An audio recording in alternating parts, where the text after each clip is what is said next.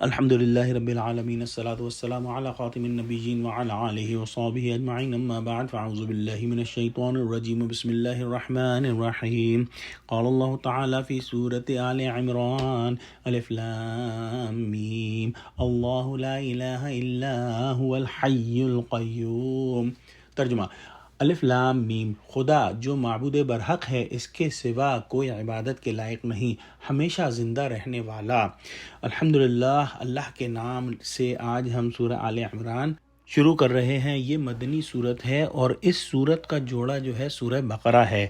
قرآن کے بارے میں حضور صلی اللہ علیہ وسلم کی حدیث ہے کہ اس کے عجائب کبھی ختم نہیں ہوں گے، اور یہ چیز ہم دیکھتے ہیں کہ ماضی قریب کے علماء اور عہد حاضر کے علماء نے اب سوچ و بچار اور تدبر کیا ہے نظم قرآن پر کہ قرآن کی صورتوں میں باہمی طور پر کیا ربط ہے، اسی طرح آیات کے اندر باہمی طور پر کیا ربط ہے، اور اس تدبر سے نئے نئے حقائق جو ہیں وہ سامنے آ رہے ہیں۔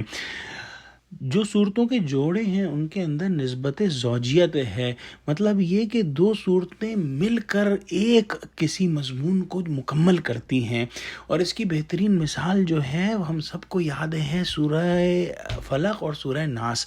سورہ فلق کے اندر جو باہر سے چیزیں انسان کو نقصان پہنچا دی جاتی ہیں ان سے انسان اللہ کی پناہ مانگتا ہے، جبکہ سورہ ناس میں جو چیزیں انسان کے اندر سے اس کو نقصان پہنچا سکتی ہیں اس سے انسان اللہ کی پناہ میں آتا ہے۔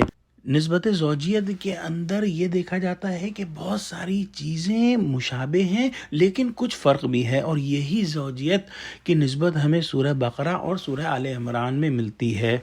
حضور صلی اللہ علیہ وآلہ وسلم نے ان دونوں صورتوں کو الزہراوین یعنی نہایت دو روشن صورتیں کہا ہے۔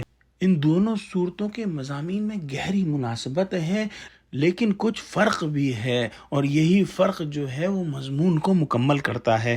دونوں صورتیں الف لام میم سے شروع ہوتی ہیں۔ دونوں صورتوں کے شروع میں قرآن کی عظمت کا بیان ہے اور اختتام میں عظیم آیات ہیں جن کے اندر جو ہے بھرپور دعائیں ہیں۔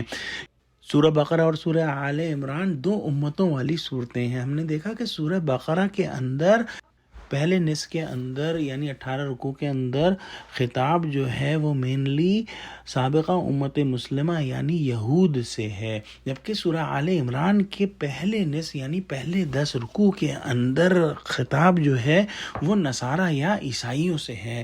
سورہ بقرہ میں دوسرا نصف جو ہے یعنی 22 رکوع کے اس میں مینلی جو خطاب ہے وہ مسلمانوں سے ہے، اور یہاں بھی ہم دیکھتے ہیں کہ جو 11واں رکوع ہے اس کے اندر یا ایھا الذین آمنوا سے جو ہے وہ بات شروع کی جاتی ہے۔ نظم قرآن کے اندر ایک چیز اور سمجھنی ہے کہ جو صورتیں ہیں وہ ارینج ایسے ہوئی ہیں قرآن میں کہ کوئی مکی صورت ہے اور اس کے بعد مدنی صورتیں ہیں، یا مدنی صورتیں ہیں اور اس کے بعد مکی صورتیں ہیں، اور اس طرح سے مختلف گروپ جو ہیں وہ بنے ہیں۔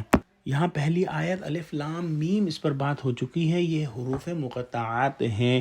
اس کے بعد اللہ سبحانہ وتعالیٰ فرماتا ہے اللہ لا الہ الا هو الحی القیوم، کہ خدا جو معبود برحق ہے اس کے سوا کوئی عبادت کے لائق نہیں، ہمیشہ زندہ رہنے والا ہے۔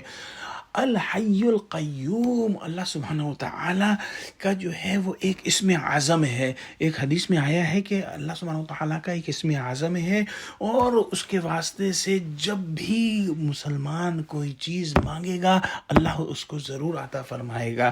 اللہ سبحانہ وتعالیٰ کے نبی نے ہم کو وہ نام بتائے نہیں لیکن کچھ نشانیاں بتائی ہیں، اور ایک نشانی یہ ہے کہ یہ 3 صورتوں میں ہے۔ الحی القیوم اگر دیکھا جائے تو یہ بھی قرآن میں 3 جگہ ہے۔ ہم سورہ بقرہ کے اندر آیت الکرسی کے اندر پڑھ چکے ہیں، اور اب یہاں دوسری آیت کے اندر سورہ آل عمران میں پڑھ رہے ہیں، اور پھر یہی اسم اعظم جو ہے سورہ طٰہٰ کے اندر بھی ہم انشاءاللہ پڑھیں گے۔ اور جو ہے مختلف علماء کا یہی خیال ہے کہ جو حدیث ہے اسم اعظم کے بارے میں اس سے یہی نام جو ہے اللہ سبحانہ وتعالیٰ کا مراد ہے۔ دعا کرتے ہیں کہ اللہ ہم کو قرآن کا فہم عطا فرما، اللہ ہماری ساری دعاؤں کو قبول کر لے، اور ہم کو الحی القیوم کے نام سے دعا مانگنے والا بنا، آمین۔ وآخر دعوانا الحمد للہ رب العالمین۔ السلام علیکم ورحمۃ اللہ وبرکاتہ۔